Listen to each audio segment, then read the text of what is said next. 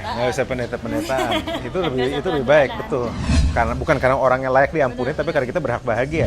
Bangun tidur bisa tiba-tiba marah. Adalah fakta bahwa sebenarnya itu gereja harusnya itu melindungi, bukan menghancurkan.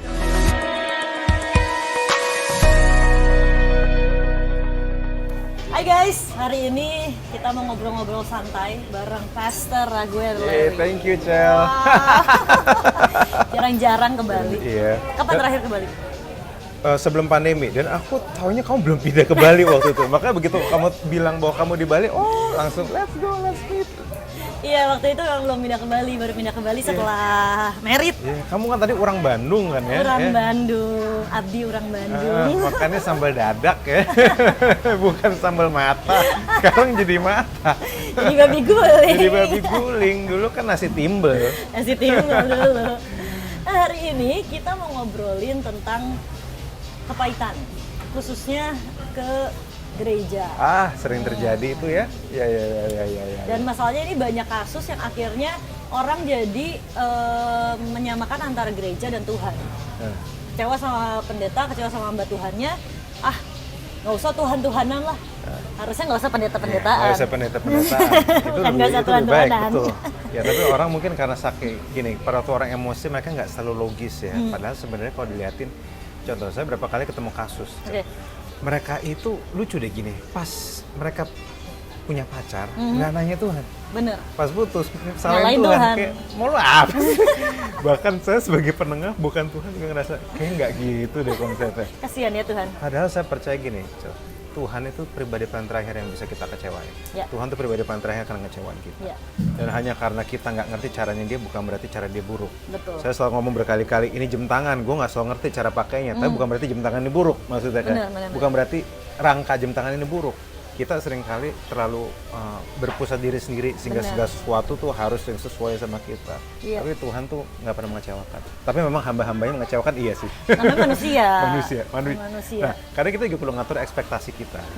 Karena manusia itu emang mengecewakan sekali sih. Aku bercerita belum sih? Aku tuh dulu 10 tahun pahit sama gereja. Serius? 10 tahun aku. Oke. 10 years aku pahit sama gereja. Keluarga aku gini, for information, keluarga aku juga hamba Tuhan. Tapi kami satu hamba Tuhan tuh korban politik gereja.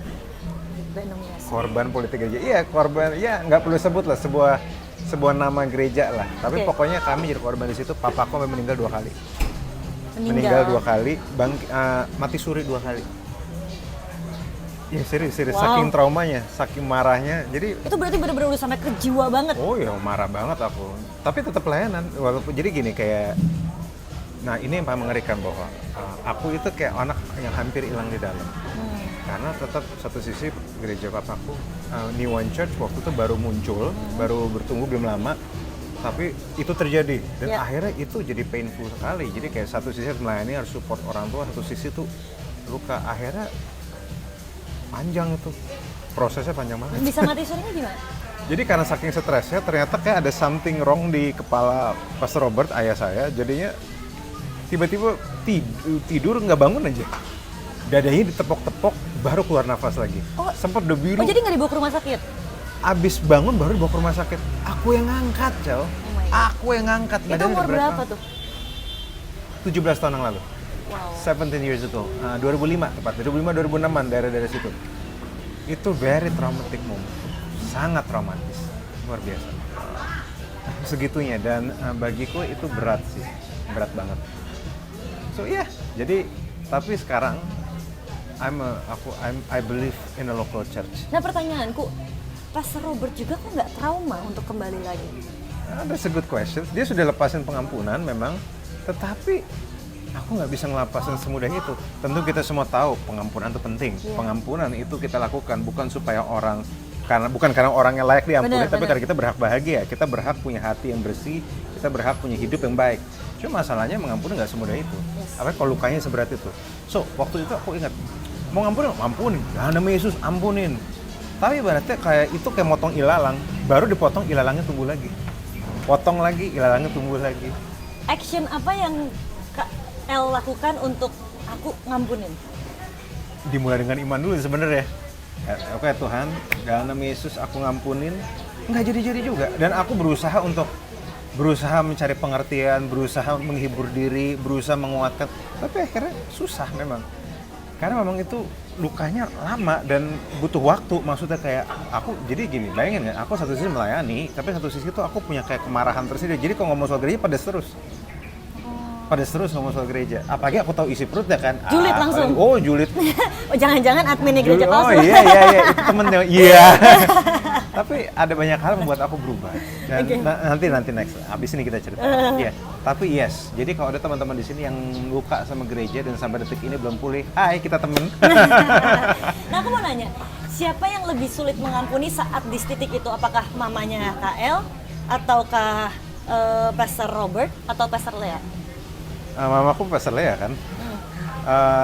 Jelas Dari yang antara ketiga ini siapa yang paling susah untuk mengampuni? aku yang paling susah ngampunin rasanya. Karena gini, aku, oh ya jujur ya, Cel, aku tidak tahu aku pahit sampai aku pulih. Nggak sadar, nggak Jadi Pak? aku nggak sadar aku pahit. Jadi waktu ngejulitin orang, Nggak ngejulitin sadar. gereja itu nggak sadar? Rasanya, ya memang aku ngerasa sudah mengampuni, tetapi kadang masih kesel aja gitu.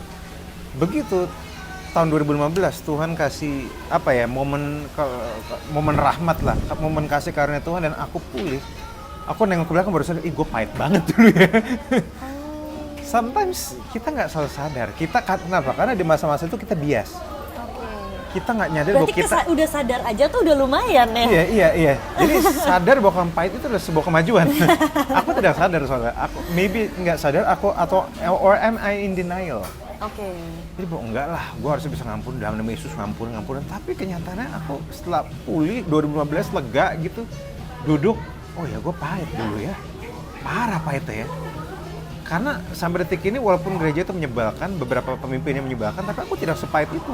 Aku nggak keluar kata-kata yang pahit, walaupun ya julidnya lucu-lucu aja maksudnya. Tapi I don't hate the church. I love the church. Aku executive pastor di New Wine. Maksudnya aku membangun orang di sana. Gereja kan orang kan, maksudnya kan aku membangun orang di situ. I have no problem with that. Tapi pada waktu dulu aku sadar, akhirnya pahit. Ternyata pahit ya. Terus 10 tahun lama juga ya. 10 tahun. Oh iya. Dan bukannya nggak berusaha ngampunin loh, berusaha ngampunin. Nah, gimana caranya berusaha ngampunin kalau nggak sadar kalau lagi pahit?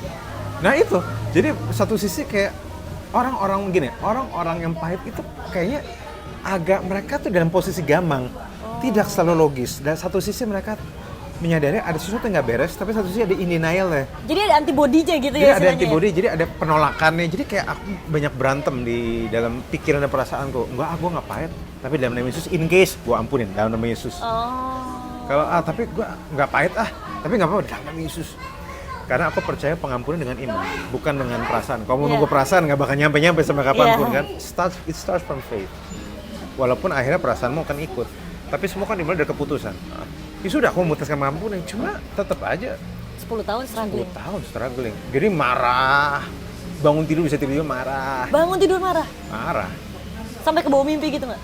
Kadang ke bawah mimpi dulu. Berarti itu masih marah dong. Iya. Sebenarnya kalau kita boleh jujur ya, cuma dulu aku in denial aja. Marah. Sampai titik apa bisa akhirnya KL tuh bisa jujur dengan diri sendiri, oke, I have to deal with it, aku marah. Pada waktu pulih. Jadi waktu itu aku lagi datang ke satu bukan conference ya, kelas teologi lah. Jadi sebenarnya itu kelasnya juga biasa aja. Tapi waktu itu sekarang seorang hamba Tuhan, pendeta gereja GKI gitu. Sampai sekarang kami masih temenan. Dia lagi khotbah apa soal gereja. Sebenarnya khotbahnya juga aku udah lupa, dia juga udah lupa. Oke. Tapi di masa-masa itu kayak kairos Tuhan tuh kayak ngasih aku belas kasihan dan akhirnya apa yang dia ajar soal gereja membuka mataku. Itu kena banget tiba-tiba. Dan bahwa kayak, aduh nggak inget nih sekarang nih. Bahwa there is another way. Kalau kamu membangun ada caranya, ada cara yang lain. Di situ kayak Tuhan ambil bangun marahku. apa maksudnya? Bangun gereja? Kamu membangun sesuatu yang baik. Karena aku di situ mikir kayak gini loh, kayak gereja ngelukain orang banyak banget. Emang nggak ada yang bagus apa gereja? Gereja yang gitu, bagus yang gitu bagus gitu, yang ya luka kan biasa ya, gesekan tuh biasa. Cuma minimal gereja yang nggak secara intensional melukai gitu maksudnya kan. Dan Roh Kudus akhirnya ngomong sama aku, there is another way. Pada waktu itu kuat banget di aku. Pada waktu habis ngomong seminar dia. Pada seminar dia juga bukan yang susah banget maksudnya, seminar yang ribet maksudnya. Di situ aku mikir kayak, itu kayak momen kairosnya Tuhan tuh yang menyentuh aku dan membuka pikiran aku dan akhirnya oke, I forgive everything. ada jalan yang lain. Aku anggap mereka memang nggak ngerti, tapi ada jalan yang lain. Di situ pulihku, dan setelah berminggu-minggu aku nyadar, aku pulih lega gitu, baru nyadar. Ternyata gue pahit banget dulu ya. Jadi segitunya. Itu pulih pakai nangis-nangis gitu nggak? Enggak. Oh enggak. Karena gini, banyak cara untuk pulih ya. Bener. Orang kan bisa nangis pulih, tapi nggak semua nangis dengan Bener, pulih. Karena bener. pada dasarnya Itu cuma ekspresi. Ekspresi pertobatan kan sebenarnya kan perubahan pikiran kan. Dan kalau perubahan pikiranmu tuh benar, itu bisa ngubah apa yang kamu rasakan. Ya. Dan kayak pada waktu itu Tuhan tuh kasih pembaruan budinya itu bener. Oke. Kayak aku kena sekali. Sehingga perasaanku berubah gitu aja. Semudah itu. Semudah itu. Jadi ada orang beda. Jadi ada yang cara bisa nangis-nangis, aku nggak. Aku bengong, terus merenung, terus langsung kayak tiba-tiba hati berubah aja. Tapi kan it takes time 10 years untuk sampai pada titik itu. Oh iya, lama sekali. Dan aku berusaha ngampunin, kadang denial, kadang nyadar, gue ini masih pahit nggak ya? Kok masih pahit dalam nama Yesus? Enggak deh. Apakah harus 10 ini kalau kita balik lagi flashback ke KL ya istilahnya. Apakah memang Tuhan istilahnya sediakan waktu harus 10 tahun untuk dijalanin, atau karena KL-nya belum sadar-sadar, atau karena apa gitu sampai Sebenarnya enggak juga sih. Yang bikin aku pahit banget adalah fakta bahwa sebenarnya itu gereja harusnya itu melindungi, bukan menghancurkan. Oke. Aku rasa kalau misal itu sebuah perusahaan ya, Masih oke. ya memang jelas itu memang Bisnis. sikut-sikutan Ah. bisnis, mungkin gue nggak sepahit itu. Tapi yang bikin aku kecewa sebenarnya bukan apa yang gereja lakukan, lebih dari itu, tapi adalah ekspektasiku atas apa yang gereja harusnya buat. Dan sebenarnya, nah masalahnya banyak gereja zaman dulu tidak mencoba mengatur ekspektasi jemaatnya. Bahwa kami ini nggak sempurna loh, Iya, kami iya, bisa iya, bikin iya, salah loh. Kami ini orang biasa aja sama kayak kamu. Seakan-akan status anak buat beberapa pendeta besar ya, sorry agak julid ya. Bener. Status anak dewa itu, Tuhan kecil itu dengan sengaja mereka maintain. Iya. Itu sehingga satu sisi mereka dihormatin, satu sisi kalau mereka bikin luka, orang bisa bunuh diri punya. Benar. Jadi itu buat aku jadi hamba Tuhan yang very down to earth sekarang. Bahwa aku berkali-kali ngomong gini ya, saya bukan dewa, I could make mistakes. Dari awal saya udah ngomong untuk ngatur ekspektasi mereka. Tapi tetap aja mereka nganggap saya sih gitu sih. Tapi anyway pokoknya at least gue udah ngomong gitu Yeah. maksudnya. Karena buruk sekali ya gitu lah. Benar. Kamu pasti udah sering lihat kayak gitu ya. Itu dapur kotornya gereja tuh Dapur kadang-kadang kotor. lebih mengerikan daripada penjahat. Kenapa? Karena mereka kadang sorry ini ada temanku hamba Tuhan ngomong gini, kejam sih tapi enggak, senior saya di New Wine ngomong gini. Yang paling menyakitkan di gereja adalah itu kayak kedagingan dibungkus rohani. Benar. Ya. Waduh, Ya. itu tuh iya juga ya. Kalau perusahaan kantor itu kan jelas daging. Benar. Jelas kan maksudnya kayak Fair. nggak rohani. Tujuan kita fair. cuan, Tujuan kita udah. cuan, udah selesai. Kalau lu nggak bikin cuan, goodbye. Iya. Maksud saya, ya itu fair bagi saya. Yang ini kan nggak fair. Semua Tuhan digaji kecil, tiba-tiba diusir gitu aja. Itu yang bikin saya pahit pada waktu itu. Iya. Nah, cuma pertanyaanku gini Kak.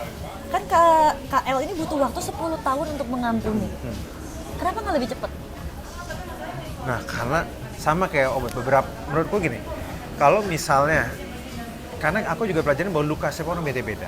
Contoh, luka-luka yang panjang ada luka-luka yang dialami pada waktu dia masih muda, masih kecil. Ya, Misalnya, traumatis luka gitu ya? yang sifatnya traumatis, dan aku udah nyampe level trauma soalnya. Oh, oke. Kalau luka yang cuma karena diputusin pacar, itu bisa cepat pulih sebenarnya. Iya. Asal Lu hidup dengan sebelumnya kamu juga tanpa dia, Sebelumnya tanpa gitu. dia.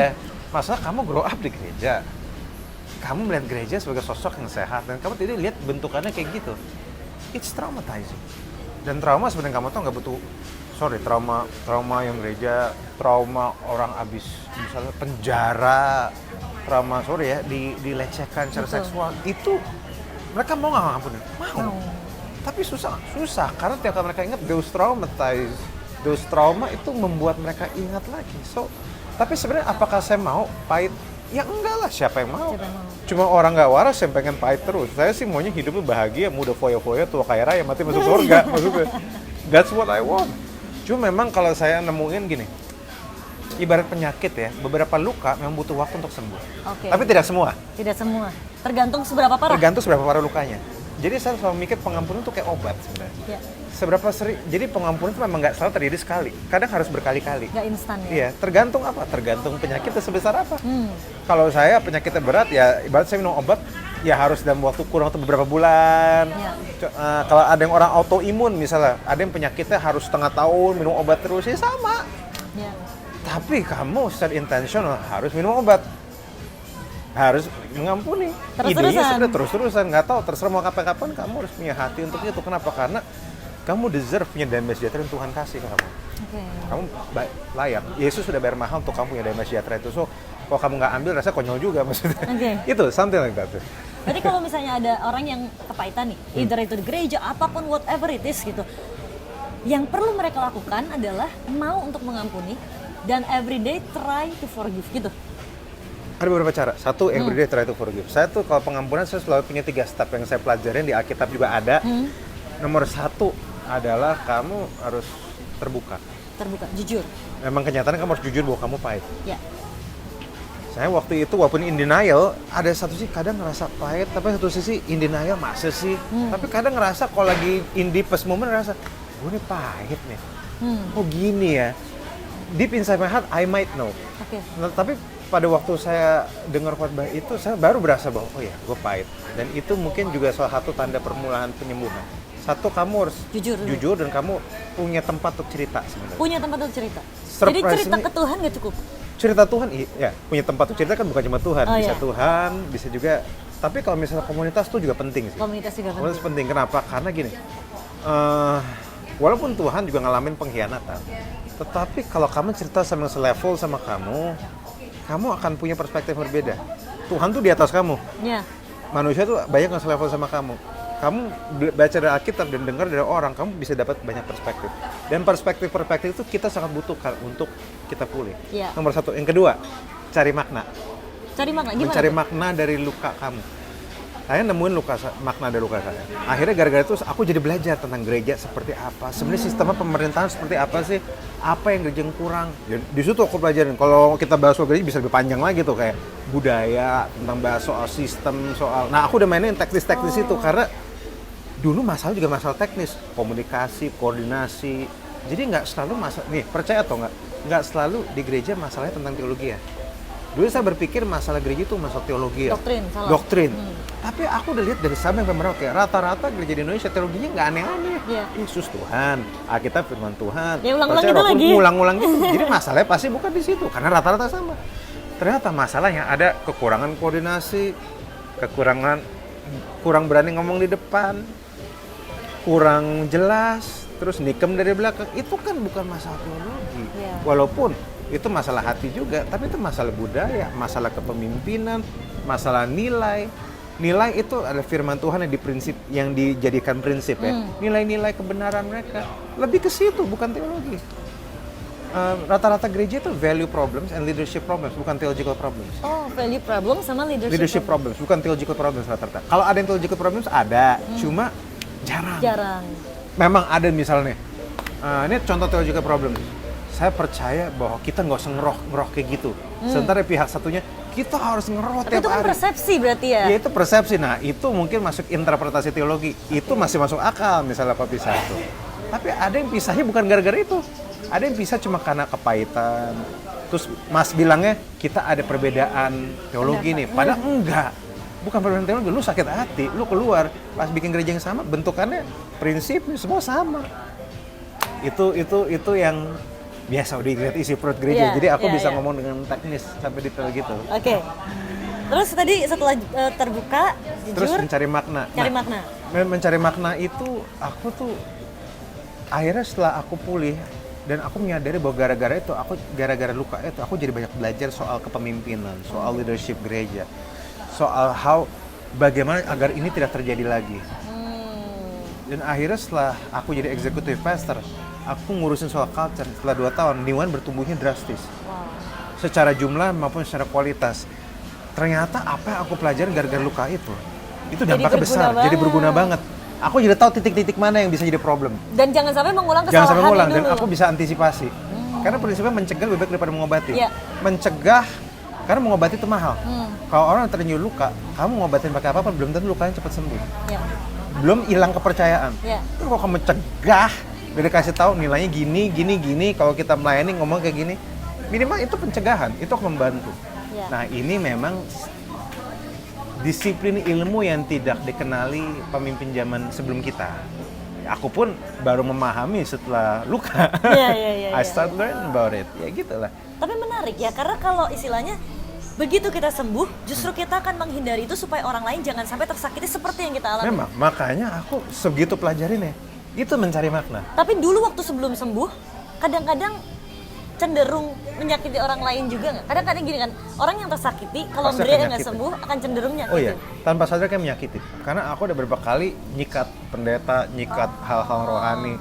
Dan mereka nggak bisa ngomong karena aku tahu dasarnya, aku tahu sisi belangnya mereka. Ya memang gue di dalam, Iya, itu itu ngerinya menyakiti. tidak sembuh ya. Itu mengeri sekali tidak sembuh. Jadi aku tahu triknya. Jadi orang tuh kayak misalnya kayak ngomong gak ngomong apa, aku tahu oh ini bakal begini, bakal gini. Oh ngomongnya pasti begini, oh ngomong perpuluhan pasti gini. Oh aku skeptis sekali. Tapi semenjak itu ya aku banyak perubahan. Akhirnya ya aku juga ikut membangun jemaat Tuhan akhirnya. Bareng-bareng sama Pastor Christopher Tapiheru dan orang tua aku. Dan gara-gara luka itu fondasi untuk aku melayani sekarang. Akhirnya dampakku jadi sebagaimana aku ada sekarang. Jadi kalau boleh jujur, my greatest ministry comes from my deepest pain. Iya. Pelayanan terbesarku lahir dari luka terdalamku. Ya udah, gitu aja. Wow. Benar. Tapi setelah menang, Setelah menang, nah yang ketiga, yang terakhir adalah punya pengharapan. punya pengharapan. Maksudnya gimana? Aku selalu menganggap orang luka itu kayak orang kacamatanya kotor. Ah, Yang ngotorin belum tentu kita. benar. Tapi kalau kita nggak bersihin, kita yang rugi. Kita nggak bisa lihat. Kita nggak bisa lihat. Orang-orang luka, dia tidak bisa lihat masa depan. Masa depannya tertutup soalnya, pandangan tertutup sama kotoran. Yang dilihat kotorannya doang. Yang dilihat kotoran doang, makanya dilihat orang luka, dilihat masa lalu doang kan. Iya. Makanya banyak orang luka, masa depannya itu dia tidak bisa lihat jelas karena kacamata tertutup. Nah, kunci untuk dia bisa pulih lepas dari belenggu masa lalu, dia harus percaya dan punya pengharapan bahwa masa depan dia lebih bagus. Dan itu masa lalu. dari masa lalunya. Dan itu semua dimulai dari kamu harus percaya karakter Tuhan. Lebih dibanding perasaan kamu. Itu yang paling sulit dialami orang Indonesia.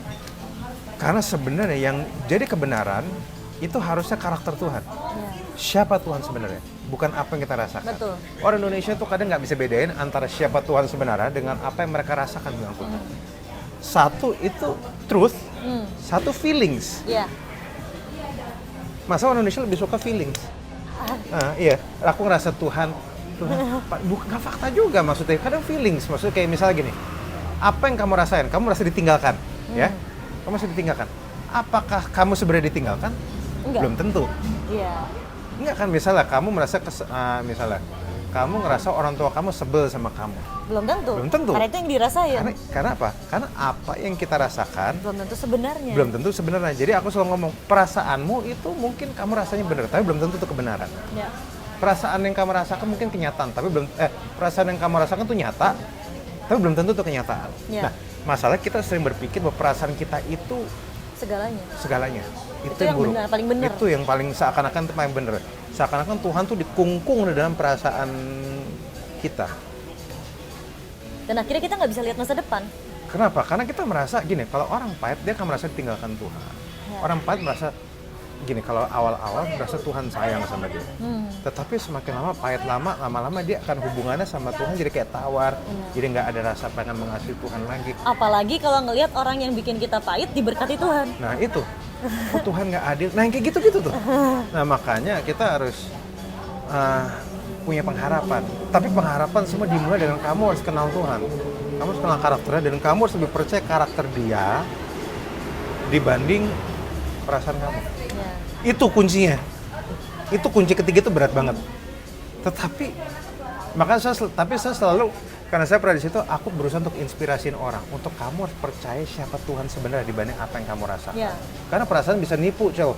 Bener-bener bisa nipu. Betul. Karena gini, gimana ya? Hanya karena kamu, nah ini nih, kita seringkali susah percaya Tuhan karena kita nggak bisa lihat mungkin. Pada orang pahit kan susah ngelihatnya. Tapi kamu nggak, hanya karena kamu nggak lihat, bukan berarti Tuhan nggak kerja. Hanya karena, gini contoh, hanya karena kamu nggak lihat ada sebuah pembangunan, tidak berarti tidak ada pembangunan tempat Benar, itu. benar. Aku pernah ke satu tempat tidak ada apa-apa di situ, tanah tandus doang. Nggak lama aku balik ke situ udah ada gedung jadi di situ. Apakah itu gedung dibangun pakai jin gitu sehari? Enggak kan? Tapi memang ada pembangunan di situ, cuma kita nggak tahu aja. Betul. Nah, gedung aja bisa gitu, apalagi rencana Tuhan. Iya. Itu yang bikin aku, oh iya. Dan orang tuh harus nyadar dari situ. Dan hanya karena kamu nggak ngerti rancangan Tuhan, bukan berarti kamu, ya, bukan berarti rancangan itu jelek. Iya. Cuma memang kamu belum ngerti aja, dan di masa depan kamu akan mengerti. Dan kalaupun kamu nggak dikasih ngerti sepenuhnya, itu bukan karena Tuhan jahat, tapi untuk supaya memang kalau dia tahu, kamu tahu segala hal pun belum tentu kamu bisa terima, ngerti nggak? Yeah. Karena rancangan Tuhan terlalu detail. Yeah. Gue ngeliat jam gue aja gini, aku ngerti cara lihat jam, tapi aku nggak ngerti cara Cara bikin perbaikinnya. jam, yeah. Cara perbaikinnya. Aku sepenuhnya mengandalkan kerja jam ini dari karakter si pembuatnya. Iya. Kalau kita ngerti semua, apakah kalau aku ngerti cara kerja jam ini membantu? Belum tentu. Yeah. Pusing iya. Ya jam tangan aja gitu, apa kita rencana Tuhan kan? Benar, That's my point of view, bahwa makanya sampai detik ini aku percaya, even when I don't see it, He is working. Yeah. Even when I don't feel it, He is still working. Betul. Itu keyakinan yang akhirnya membuat aku sampai detik ini hari ini masih ada, bahwa masa depan yang bersama Tuhan, walaupun aku kalau lihat lebih baik dibanding apa yang di belakang. Luar biasa. That conviction. Tadi pertama terbuka, kedua Cari makna. Ketiga punya pengharapan. Punya pengharapan. Tiga ini ya, pokoknya kuncinya ya. Tiga ini dan masalah tiga ini kamu butuh komunitas untuk nopang Iya, kamu. iya. Kamu nggak bisa sendiri. Itu pentingnya komunitas. Kamu nggak bisa sendiri. Harus ada orang terus-menerus mengingatkan kamu akan rencana Tuhan. Tapi harus komunitas yang tepat. Harus komunitasnya tepat. Jangan sampai Jangan udah sampai cerita salah. malah Cerita, yakin-yakin lagi. Karena kan keterbukaan seringkali awal dari gosip baru ya. Makanya budaya-budaya seperti itu harus dikasih tahu dari awal. Saya kalau cerita di New Wine misalnya di gereja saya dari awal di ibadah yang ngomong, selamat datang di gereja kami gereja yang nggak suka ngomongin orang, kami gereja begini, kami gereja apa adanya, kami nggak akan SKSD sama kamu, kalau kamu nggak suka silakan cari pintu pergi. keluar.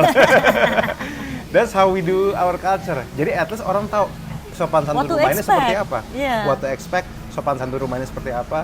Jadi di gereja kami yang ngomong gosip orang di belakang tuh hampir nggak ada. Karena memang kami dari awal udah dilatih dan sebisa mungkin hamba Tuhannya ya jangan bikin Yeah. kelakuan yang gosip, orang memancing orang gosip juga. Benar. Maksudnya. Karena culture itu biasa dibangun dari hamba Tuhan Oh iya, ya sebenarnya. dibangun dari pemimpin ya, hamba Tuhan.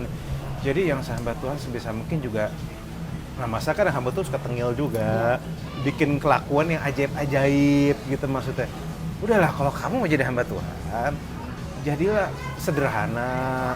Orang kalau misalnya kamu sederhana, orang juga kalau kamu udah bangun budaya benar dan kamu sederhana, artinya nggak mancing bikin orang pengen julid. Orang juga santai sama kamu, orang ngerti kamu, orang sayang kamu, udah. Benar. Kami ada kebijakan kok, bahwa di New One itu so far kebijakan ini lumayan disahin lah, di pastors gini, kamu keren boleh, tapi jangan sampai kelewatan pakai baju bermerek gitu-gitu. Itu tuh Kebanyakan gaya. banyakan gaya. Stylish tuh keren, cuma jangan sampai mereknya yang sampai pakai baju orang tahu oh tuh 5 juta tuh, 10 juta. Kayaknya agak sulit kita ya. Maksudnya kayak dengan melihat Jakarta yang angka ininya terlalu jauh, Meskipun itu di Jakarta kadang-kadang udah wajar loh.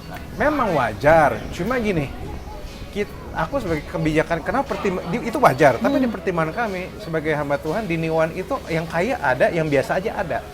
Jangan Dan kalau menimbulkan misal kecemburuan jangan sosial. menimbulkan kecemburuan sosial, dan bagi kami itu isu sekunder. Ngapain dibesar-besarkan? Iya. Banyak yang keren tapi nggak mahal kok. Iya. Cuma masalah selera aja. Makanya kamu bisa beli baju tapi kamu nggak bisa beli selera. Selera pakaian yang harus dinaikin, taste harus dinaikin. Kalau taste kamu bagus, pakai baju mana pun bisa bagus. Nah, aku mau nanya nih Kak. Terus what happened ke hamba Tuhan yang hari itu nyakitin dan bikin Kak El dan keluarga kepahitan? Ya. Apakah tetap berjalan dan tetap diberkati Tuhan? Dia kelihatannya masih dia ngakunya masih diberkati, tapi kami lihatnya enggak sih. Kami lihatnya dia makin lelah, makin capek, makin insecure. Itu yang kami lihat. Iya. Makin insecure, makin bingung. Orang-orang di bawahnya dia makin banyak cerita ke kami, makin kepemimpinannya Makin makin banyak lagi kasus toksik. lagi. Kasusnya makin banyak, yang kepemimpinan toksiknya makin parah. Yang ya jadi kami kayak susah juga begitu ya. Iya. Kalau itu kami bisa lakukan. Beratnya kami di situ sebenarnya sih, bahwa apakah kami benci sama hamba Tuhan? Tuh enggak. Karena dia sukses, dia nggak sukses, kami nggak masalah, maksudnya nggak ada urusan. Cuma kami lihat sendiri orang ini pura-pura kuat, padahal dia tuh lagi drop sama sekali. Apalagi pandemi kan, pandemi gereja gede berat, persembahan turun dan sebagainya, itu stres kelihatan banget. Jadi kami cuma bisa, ya sudahlah, semua orang ada struggle masing-masing, kita ketawa aja. Kalau bisa ngobrolin hal ini, aku nggak sakit nih. Iya. Aku nggak berasa sakit sama Berarti sekali. ngedeteknya salah satunya gitu? Iya, kalau kunci orang sudah mengampuni, itu bukannya kamu lupa. Iya. Tapi kalaupun kamu ingat, kamu nggak sakit. Lupa ingatan, amnesia Iya, namanya itu amnesia. ya. Makanya aku suka bilang gini kayak, kita harus mengampuni dan melupakan. Gak ada, aku cek kita nggak ada. Tuhan aja bilang, aku tidak akan mengingat dosamu. Artinya dia masih bisa ingat sebenarnya. Cuma memilih untuk tidak. Jadi sebenarnya sama kayak pengampunan. Pengampunan dan melupakan ada dua fase yang sangat berbeda. Ya. Ada hal-hal yang kita bisa lupain, tapi tidak semua. Ya. Kalau kamu dilecehin, masa bisa lupa? Nggak bisa. Kalau kamu dimaki, kamu direndahin, masa bisa lupa? Nggak bisa. Kecuali kamu dipukul. Kepalanya amnesia. Itu lupa. Maka kadang orang Kristen tuh juga suka norak, maksudnya. Menurut aku sih kayak, Tuhan pasti kasih kekuatan untuk melupakan. Oh gitu, caranya gitu, kepleset dari lantai 3 gitu. Lu yang bener lah. Lupanya semuanya. Maka semua jatuh. Jangan gitu lah. Yang penting, yang penting kalau kamu inget masih sakit nggak? Ya. Kalau udah nggak sakit, you're okay. Ya. Nggak apa-apa. Itu berarti udah nggak ada luka. Berarti cuma kayak bekas luka kadang bisa ada, tapi udah nggak sakit. Bener. Sebagai tanda luka perang bahwa saya pernah nih luka ini. Udah. Ya kayak mamaku meninggal, masa aku lupa mamaku udah nggak ada? Gitu kan nggak mungkin. Iya, nggak mungkin. Tapi setidaknya kamu berdamai dengan itu. Berdamai, yes. Dan kayak gitu-gitu. Nah, orang makanya kadang hamba Tuhan, gereja suka nambahin beban yang nggak perlu. Mungkin biar keren ya. Bagi standar Tuhan, mengampuni bukan cuma mengampuni, melupakan. Mau dipukul nggak satu-satu nih pakai martil sih? Yang bener lah maksudnya. Kalau mau keren, malah ada pengurapan amnesia. Iya, pengurapan amnesia gitu. Kalau misalnya mau keren-keren jangan yang konyol gitu maksudnya. No, kecuali kalau misalnya kamu pas kecil diutangin, terus sekarang udah lupa, itu masih masuk akal tuh, masih bisa. Kalau yang orang tua meninggal, dibangkrutin, difitnah, orang tua selingkuh, siapa yang bisa lupa? Benar. Yang kayak gitu-gitu tuh, jadi netizen dicatat ya. Jadi kalau nggak bisa lupa, it's okay. Yang penting pas inget. Gak usah datengin Pastor El. Iya, yang penting pas inget nggak sakit. Nggak sakit. Kalau nggak sakit nggak apa-apa. Aku sampai sekarang masih inget banget berbagai macam trauma Every di hidupku. detailnya. Every detail masih inget. Yang trauma-trauma dulu masih inget, tapi pas aku rasa udah nggak sakit, ya udah. Ketemu orangnya lagi fine. Walaupun radar nyala dalam arti jangan sampai gue kayak gini, jangan sampai gue kayak gini. Nah, itu lain lagi tuh. Kalau mengasihi nggak?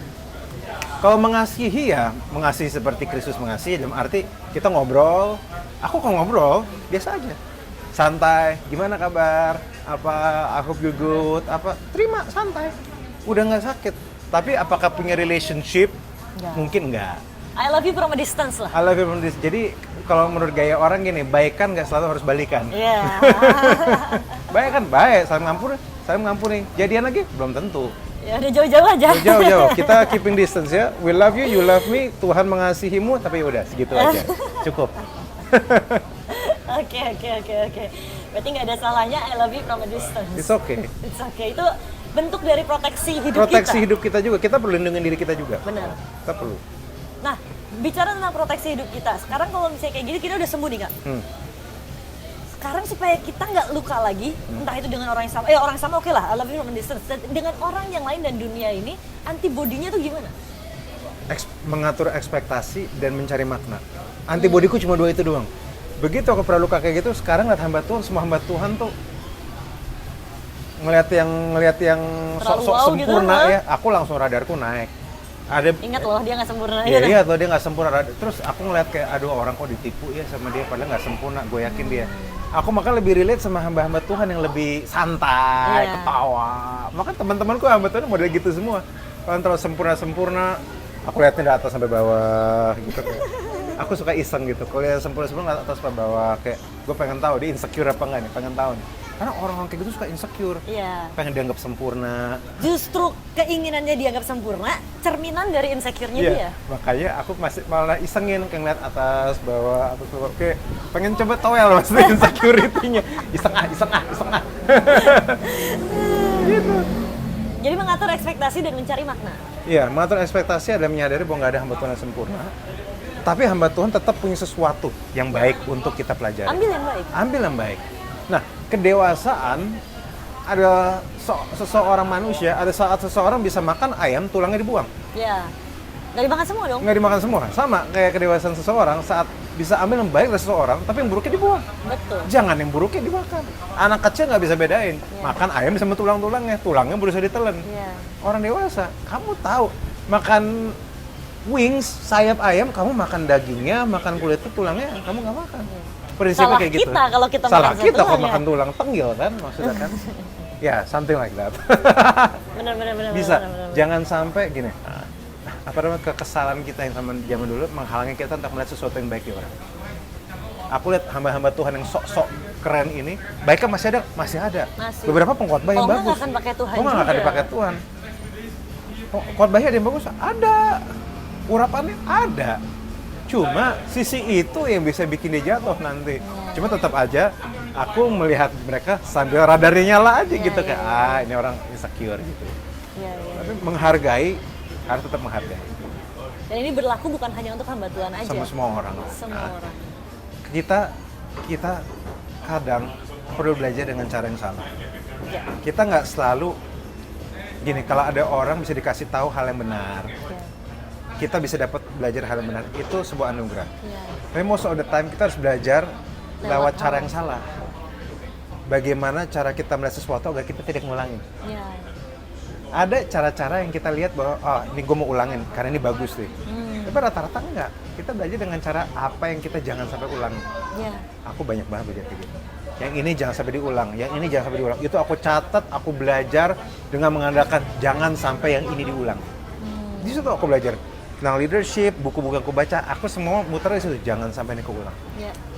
Titik-titik ini karena parah, karena seluruh gereja di Indonesia rata-rata semua ngalamin kayak gitu, yang kayak ngomongin di belakang. Ya. Itu jadi budaya. Budaya, dan budaya itu yang harus dipotong. Karena masalahnya budaya, yang harus ditawarkan adalah budaya yang baru. Ya.